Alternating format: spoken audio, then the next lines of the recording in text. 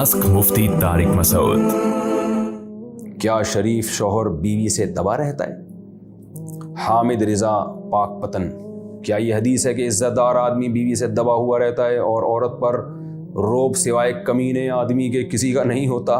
इसकी वजाहत फरमाते हैं। जी, हदीस में आता है, आप सल्लल्लाहु अलैहि वसल्लम ने इरशाद फरमाया, यग़लिबनल करीम वला यग़लिबु अलैहिन्ना इल्लल लईम, कि जो इज़्ज़तदार आदमी है उस पर बीवी गालिब आ जाती है और जो कमीने लोग हैं वो बीवी पे गालिब आ जाते हैं। तो हदीस का मफ़हूम, पूरा सही मफ़हूम दूसरी हदीस की रोशनी में ये है कि जो बहुत ही कमीने दर्जे का आदमी होता है वो 100% औरत को ऐसे काबू में रखता है कि ज़रा भी उसको टस से मस नहीं होने देता, बिल्कुल उसकी अपनी पर्सनल लाइफ ही ख़त्म कर देता है बेचारी की। तो ऐसे बिल्कुल रिमोट कंट्रोल की तरह उसको चलाता है।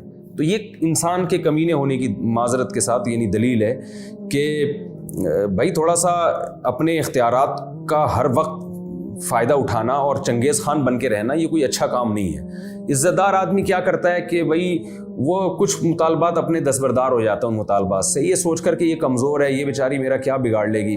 तो लड़े तो आदमी किसी बाहर ताकतवर से लड़े तो अच्छा भी लगता है। ये कमज़ोर, अल्लाह ने इसको मेरे मातहत बनाया, मेरे घर की जीनत बनाया और मैं अब इससे हर बात पे झगड़ा करूं, तो वो कंप्रोमाइज़ का रास्ता इख्तियार करता है घर बसाने के लिए। तो ये हदीस है। इसका ये मतलब नहीं है कि बिल्कुल ही औरत को घर का सरबरा बना दिया जाए और तमाम अहम मामलात भी औरत ही तय करेगी। मियाँ मखनचू खानसामा बना हुआ है, वो घर में उसकी कोई दखल अंदाजी नहीं है। ये हदीस का मतलब हरगिज़ नहीं है, क्योंकि हदीस में आता है लन युफ्लिह कौमुन वल्लौ अहम उमूरिहिम इलल मरअ। बुखारी की हदीस है, वो कौम हरगिज़ कामयाब नहीं हो सकती जो अपने अहम मामलात औरत के सुपुर्द कर दे।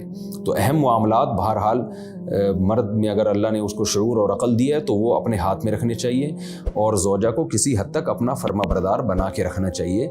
ना इतनी आज़ादी हो कि बेलगाम हो जाए और ना इतनी उस पर सख्ती हो कि वो ग़ुलाम और बांदियों जैसा सलूक होने लगे। तो बैन रहना चाहिए, दरमियानी मामला इख्तियार करना चाहिए। ये हदीस का मतलब है। तो हदीस में असल में उन लोगों को तंबीह की गई है जो औरत को बिल्कुल ग़ुलाम बना के रखना चाहते हैं, तो और वो इसको मर्दानगी समझते हैं। तो हदीस में का मतलब ये हुआ कि ये मर्दानगी नहीं है बल्कि ये एक किस्म की कमीनगी है। तो इससे बचना चाहिए।